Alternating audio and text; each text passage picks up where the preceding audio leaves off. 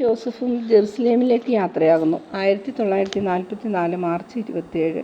അവർ എലിസബത്തിനെ സന്ദർശിക്കാൻ പുറപ്പെടുന്നത് ഞാൻ കാണുന്നു. മേരിയെ കൊണ്ടുപോകുന്നതിന് ജോസഫ് വരുന്നു. 2 ചെറിയ കഴുതകളെ കൊണ്ടുവന്നിട്ടുണ്ട്. ഒന്ന് മേരിക്ക്, ഒന്ന് തനിക്ക്. ഒരു മൃഗത്തിൻ്റെ പുറത്ത് സാധാരണ ജീനിക്ക് പിറകിൽ വേറൊരു ചട്ടം കൂടെ കാണുന്നു. പിന്നീട് എനിക്ക് മനസ്സിലാകുന്നത് അത് സാധനങ്ങളൊക്കെ വയ്ക്കുവാനുള്ള സംവിധാനങ്ങളാണെന്നാണ്. കാരണം മേരിയുടെ വസ്ത്രങ്ങൾ നനയാതെ കൊണ്ടുപോകുവാൻ ജോസഫ് കൊണ്ടുവന്ന തടിപ്പെട്ടി അതിൽ വെച്ച് കെട്ടി ഉറപ്പിക്കുന്നു. മേരി ഹൃദയം തുറന്ന് ജോസഫിന് നന്ദി പറയുന്നത് കേൾക്കാം.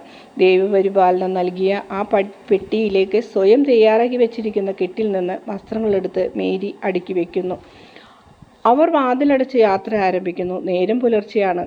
കാരണം ഉദയസൂര്യൻ്റെ ചെങ്കിരണങ്ങൾ കിഴക്ക് കാണാം. നസ്രത്ത് മുഴുവൻ ഉറക്കമാണ്.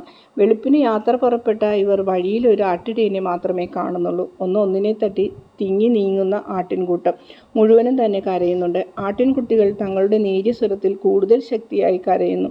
നടക്കുന്നതിനിടക്ക് അവർക്ക് തള്ളയുടെ പാൽ കുടിക്കണം.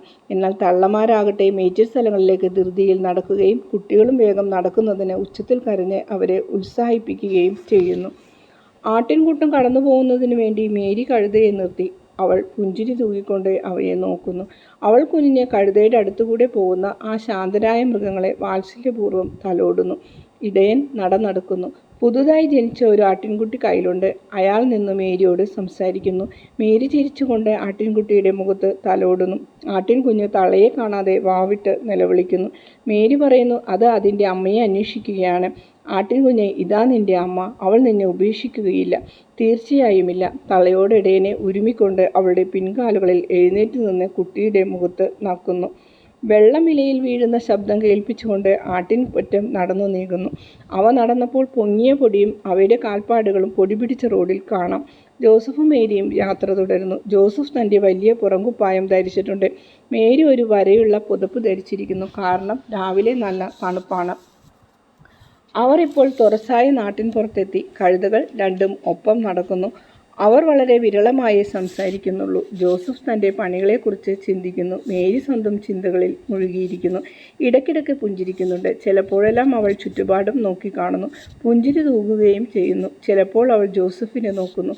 അപ്പോഴേക്ക് ദുഃഖം നിറഞ്ഞ ഗൗരവം മുഖത്ത് സ്ഫുരിക്കുന്നു. എന്നാൽ ഉടനെ അവൾ വീണ്ടും പുഞ്ചിരി തൂകിക്കൊണ്ട് ദൈവം നൽകിയ തൻ്റെ സംരക്ഷകനായ ജോസഫിനെ നോക്കുന്നു. ജോസഫ് അപൂർവമായി മാത്രമേ സംസാരിക്കുന്നുള്ളൂ. സംസാരിക്കുന്നത് തന്നെ മേരിക്ക് എന്തെങ്കിലും ബുദ്ധിമുട്ടുണ്ടോ എന്ന് അന്വേഷിക്കാൻ മാത്രം. എന്തെങ്കിലും ആവശ്യമുണ്ടോ എന്ന് ഇടയ്ക്കിടയ്ക്ക് തിരക്കുന്നു. ഇപ്പോൾ വഴിയിൽ ആളുകളുടെ എണ്ണം കൂടി വരുന്നു. പ്രത്യേകിച്ച് ഒരു ഗ്രാമത്തോട് അടുക്കുമ്പോഴും ഗ്രാമത്തിലൂടെ കടന്നു പോകുമ്പോഴും. എന്നാൽ ഇരുവരും ആരെയും ശ്രദ്ധിക്കുന്നില്ല.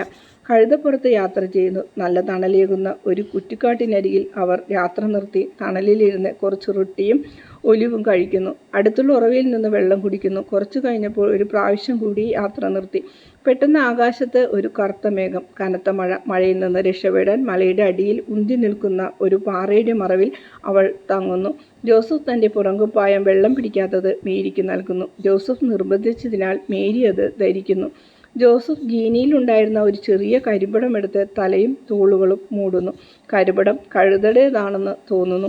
ഇപ്പോൾ മേരിയെ കണ്ടാൽ ഒരു സന്യാസിയാണെന്ന് തോന്നും. ആകെ മൂടി മുഖം മാത്രം കാണാം. മഴ കുറയുന്നു. എന്നാൽ കുറേശ്ശെ പെയ്തു നീണ്ടു നിൽക്കുന്നു. ചെളി നിറഞ്ഞ വഴിയിലൂടെ അവർ യാത്ര തുടരുന്നു.